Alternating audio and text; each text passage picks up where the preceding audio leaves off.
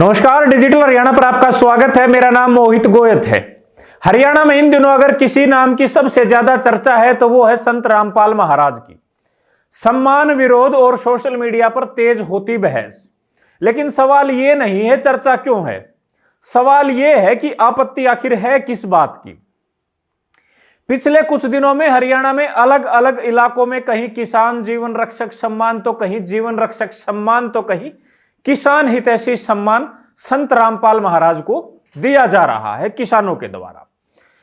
पिछले दिनों की 18 तारीख को लाडोत गांव जिला रोहतक में भी संत रामपाल महाराज को सम्मान समारोह देने का दिन तय था, लेकिन संत रामपाल महाराज के वार्षिक भंडारे के कारण कार्यक्रम को स्थगित कर दिया गया, कार्यक्रम को रोकना पड़ा।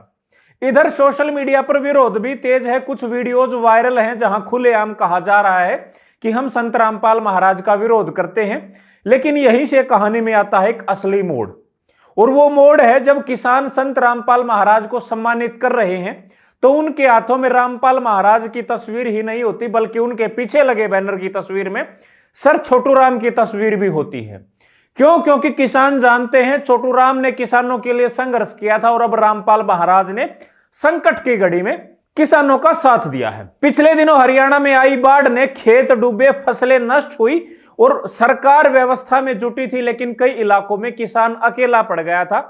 तब एक नाम सामने आया और वो नाम था संत रामपाल महाराज का।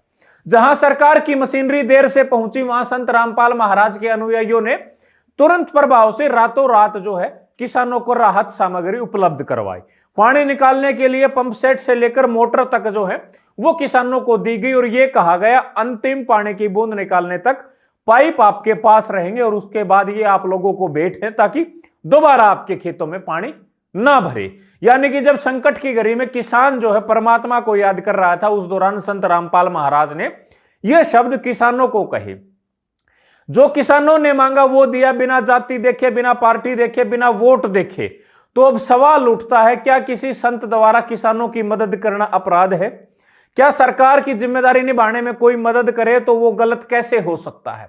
या फिर दिक्कत यह है कि बिना मदद राजनीति के हो रही है? अब सोशल मीडिया पर संत रामपाल महाराज और आर्य समाज आमने सामने दिखाई देते हैं। आर्य समाज कहता है वो वेदों को मानता है, संत रामपाल महाराज भी वेदों को मानते हैं। आर्य समाज मूर्ति पूजा का विरोध करता है, संत रामपाल महाराज भी मूर्ति पूजा के विरोधी हैं। तो फिर आपत्ति कहां से आई? क्या आपत्ति इस बात की है कि एक संत किसानों के बीच लोकप्रिय हो रहा है? क्या परेशानी इस बात से है कि एक आध्यात्मिक व्यक्ति ग्राउंड पर काम कर रहा है, भाषण नहीं? या फिर डर यह है कि जनता सवाल पूछने लगी है? आर्य समाज ने बाढ़ में कितने किसानों की मदद की, यह सवाल सोशल मीडिया पर पूछा जा रहा है। कितने ट्रैक्टर, राशन या दवाइयां किसानों को दी गई, यह सवाल भी पूछा जा रहा है। अगर किसी संत ने राहत दी तो उसमें समस्या क्यों? ये सवाल जनता पूछ रही है सोशल मीडिया पर विरोध के बीच। आज बहस संत और संस्था की नहीं है, आज बहस नीयत और नजरिए की है। अगर कोई किसानों की मदद करता है तो उसका विरोध नहीं, उससे सवाल पूछने वालों से सवाल होने चाहिए। हरियाणा की धरती गवा रही है, जब संकट आता है तो किसान उसी को अपना मानते हैं जो उस वक्त उनके साथ खड़ा होता है। फैसला आपका है, विरोध किसका जायज है और सम्मान किसका जायज है। मैं हूं मोहित गोयत और आप देख रहे हैं डिजिटल हरियाणा। इस रिपोर्ट के बारे में आप लोग क्या सोचते हैं वो हमें कमेंट बॉक्स में जरूर लिखें। शुक्रिया।